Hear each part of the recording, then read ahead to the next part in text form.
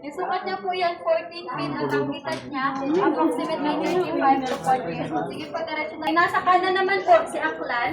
Isa rin po yung lalaki. Ito naman po, dito sa kasunod, pinakamatanda at pinakamahabang buhay dito sa center. Pangalan po ay Makmak. From Barangay. Uy, si Makmak! Parehas na po ng skeleton ni Rio Salabi.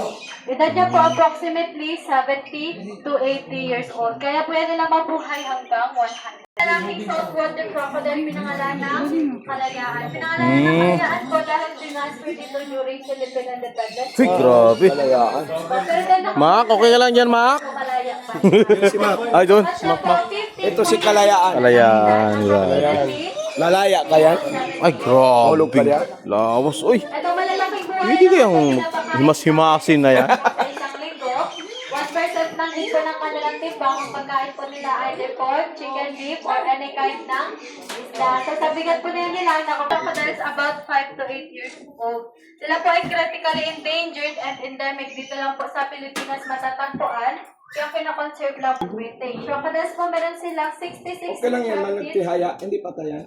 Hindi po yan nakataya.